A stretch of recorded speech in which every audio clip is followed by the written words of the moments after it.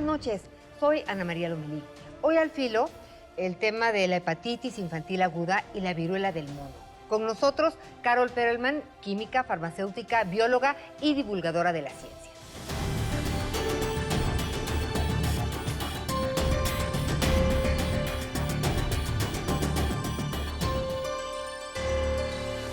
Carol, gracias por estar con nosotros, bienvenida.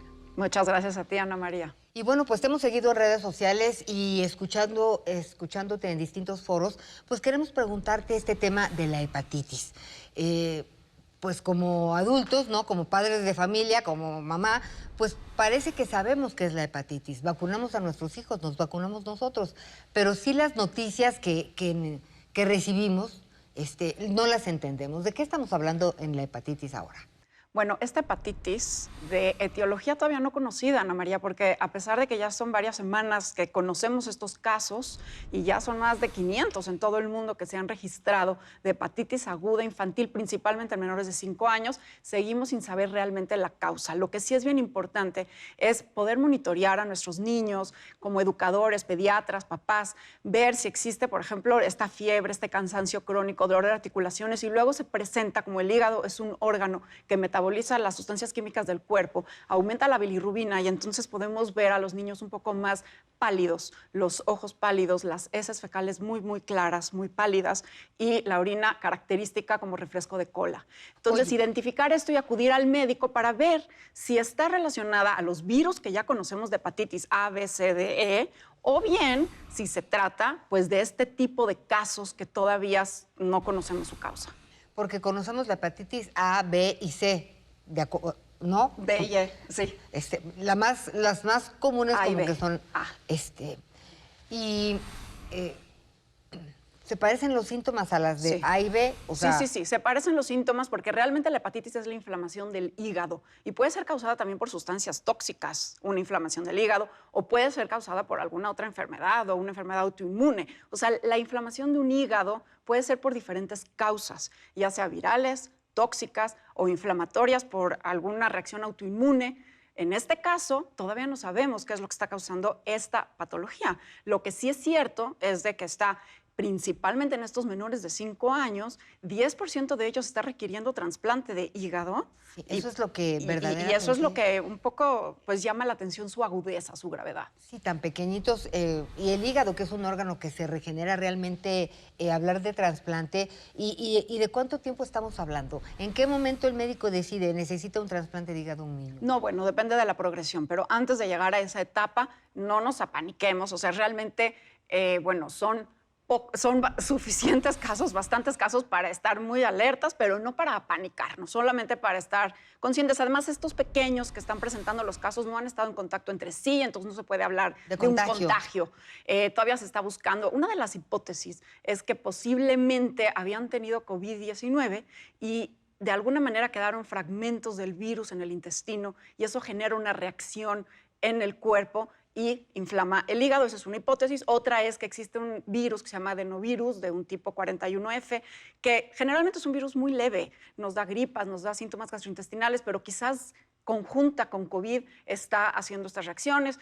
Por ahí, precisamente India, cuando fue la ola de Delta, reportó un incremento de casos de hepatitis aguda infantil. Entonces, posiblemente sí hay una relación con COVID o quizás para nada. Quizás estamos en una pandemia, COVID está ahí y ya está asociado, pero no realmente es una causa-efecto. Entonces, todavía estamos buscando. Todavía, por ejemplo, Inglaterra está haciendo un trabajo increíble para ver si en las muestras de hígado se encuentra alguna sustancia tóxica que es la que está causando todo esto. Hablabas del sistema autoinmune, ¿no? En el COVID, pues hablamos mucho de las defensas bajas y siempre estamos trabajando por estar fuertes en todo sentido. ¿Aquí es al revés? No. Aquí lo que sucede es que posiblemente, esa es una de las hipótesis, que el cuerpo activa una reacción en contra del cuerpo mismo, como que el sistema inmunológico decide que el hígado es un elemento extraño y lo empieza a atacar. Y eso es una reacción autoinmune, donde el cuerpo se confunde y entonces el sistema inmunológico ataca a sí mismo y esto crea la inflamación del hígado. Esa es una de las hipótesis, pero todavía mucho por estudiar. Uno de los agentes que está siendo como más pues posiblemente el candidato es el adenovirus, porque sí está presente en la mayoría de las muestras analizadas, aunque muy extraño, no está encontrándose en el tejido hepático, pero sí se está encontrando en los niños, en 75% de los niños existe adenovirus. Entonces es interesante que es un virus generalmente leve, generalmente no causa una hepatitis en un niño sano, como estos niños eran previamente sanos, pero bueno, pues ahí están todavía las hipótesis abiertas y se sigue estudiando y siguiendo todas estas rutas. Muy importante atender los síntomas y creo que una conciencia que se nos renovó en pandemia, ¿no? Aunque todavía no podemos hablar de que ya salimos de la pandemia, pero estos 2 años han sido muy importantes, es el atendernos y atender al médico. No hay que quitarnos el dolor ni quitarle lo amarillo con 3 minutos de sol. No, sí es muy importante estar pendiente de los síntomas y checar en la medida de lo posible, porque pues la verdad uno no sabe, ¿no? Absolutamente. Luego decimos, bueno, le cayó mal una cosita, y no, hay que checar los síntomas con los expertos. Y qué bueno que lo dices, te voy a decir por qué, Ana María, porque justamente en hepatitis no hay que dar medicamentos porque se puede complicar el caso. Entonces, ojo, si vemos a los niños así, mejor acudir al médico antes de medicar lo que la tía, la abuela y el chat dijo. Sí, somos tremendos. Oye, y luego otra cosa que te iba a decir, no sabemos qué lo causa y sabemos que una solución, o como muchos niños han salido adelante, es el con el trasplante de hígado. Pero hay un tratamiento antes de llegar a esta situación, hay...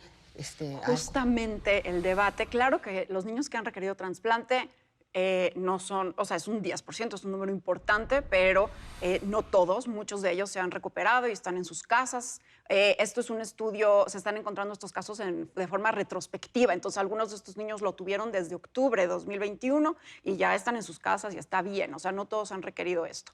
Lo que sí es de que cuando se requiere, pues cuando el médico ve que se agrava y el tratamiento depende de cuál es la etiología y como todavía no sabemos si es inflamatoria o es viral, todavía no se sabe realmente si el tratamiento debe ser antiviral o antiinflamatorio. Bueno, pues vamos a seguir muy de cerca, pues tu información, todo lo que se genere a partir de esto, pero es necesario sí estar atentos, ¿no? Porque, pues bueno, tenemos chiquitos, y es importante, muy importante, pues entender las llamadas de atención, las alertas. Otro tema, la viruela del mono, por el amor de Dios, ¿de qué estamos hablando? Sí. Digo, a mí me dio viruela, pero las fotos que estoy viendo, digo, bueno, ¿qué es esto? Ya sé. Es una enfermedad, la viruela del mono, además mal llamada del mono, porque sí se descubrió en un mono, en un macaco, en macacos de laboratorio en 1958, y por eso se le puso viruela del mono. Pero realmente su reservorio de donde se contagian los seres humanos generalmente es por roedores, por ardillas, ratas y todo esto, no tanto por los monos. Entonces está mal llamada del mono. Pero bueno, en 1970 fue el primer caso en humanos y es una enfermedad sumamente rara. Lo que sucede es de que llama la atención y por eso está alerta su forma tan atípica de comportarse. Desde que se descubrió en 1970, bueno, sus zonas endémicas donde suceden generalmente los casos son en Nigeria, en el Congo, en la zona centro y occidental de África. Pero nunca había habido una cantidad de casos como lo que estamos viendo fuera de esta zona endémica. En Europa nunca habían habido tantos casos como han habido en estas últimas semanas desde que se encontró en 1970. Entonces, claro que llama la atención porque no sabemos si este virus, que es primo del virus de la viruela, que fue erradicada en 1980 y para la cual muchos recibieron sus vacunas, hasta 1972 se aplicó en México la vacuna contra la viruela, y esta vacuna contra la viruela tenía una cierta protección en un 85% contra la viruela del mono. Entonces, quizás por ello, pues no veíamos viruela del mono más allá del continente africano. Pero ahora ya hay casos en todos los continentes, desde Australia hasta Sudamérica, en todos los continentes ya estamos viendo en estos pocos días, semanas, este aumento de casos de viruela del mono, pues de una forma inusual. Posiblemente es por la falta de inmunidad. Los menores de 50, 40 años no tenemos esta vacuna contra la viruela, nunca la recibimos. Pero lo que se está haciendo, Ana María, es una enfermedad que es rara, es no muy contagiosa, quizás ha cambiado, pero no era muy contagiosa. Tiene un periodo de incubación largo, de 6 a 21 días. Entonces, lo que se está haciendo es que los contactos de las personas confirmadas se están aislando por 21 días, se les está vacunando contra viruela para hacer anillos de inmunidad alrededor de estos contactos y tratar de contener este brote. Esperemos poderlo contener antes de que pues, se salga y se vuelva endémico en todo el mundo, ¿no? Ok, en tu opinión como química, científica, divulgadora de la ciencia, ¿tendremos que vacunarnos?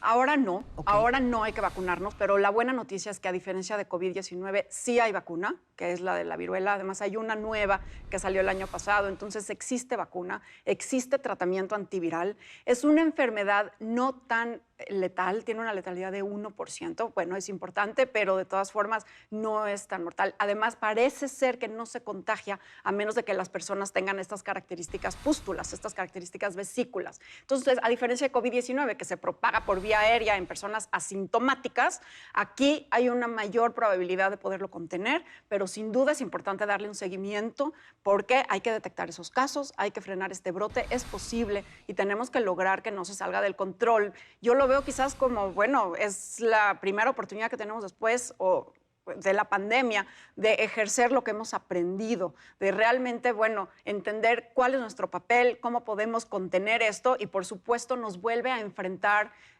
frente a esta disyuntiva de realmente nuestra relación con los virus, con animales. Esta es una enfermedad principalmente contagiada de vía animal a ser humano.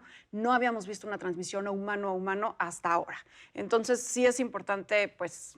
Oye, y de la hepatitis, ahora que hablábamos de que la viruela pues no se contagia, ¿tampoco es contagiosa o sí?